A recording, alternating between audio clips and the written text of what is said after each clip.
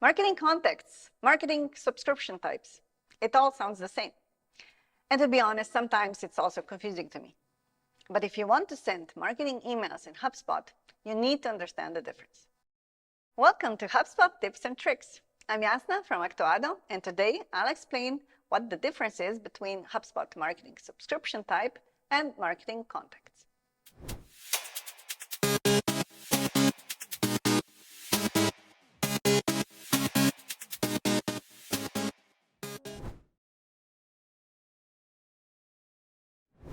If you're using HubSpot Marketing Plan, you probably know that HubSpot charges by the number of contacts you have in your CRM, which can get expensive. So HubSpot introduced marketing contacts that make it possible to choose which contacts you'll be billed for. That means you can set contacts as marketing contacts if you want to market to these contacts by sending marketing emails or newsletters and using these contacts as audiences in the ads tool.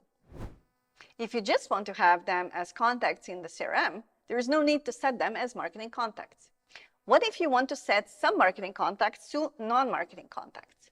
You can do that in settings, but you need to be mindful of the fact that they will be set as non-marketing contacts on the next update date, which we can see is the first day of the next month.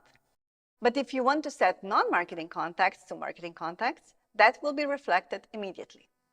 However, you can set contacts as marketing, then non-marketing in the same month. Okay, now we learned about marketing contacts, but is that the same as the marketing subscription type? It's not. I know, confusing, but bear with me.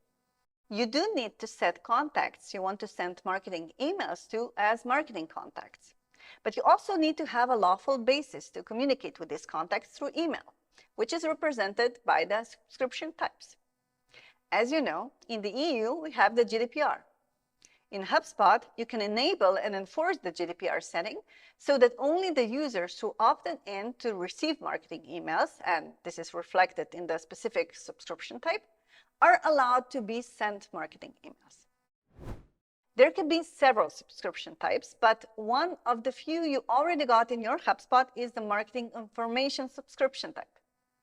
Go to Settings, Marketing, Email, Subscription type to see it.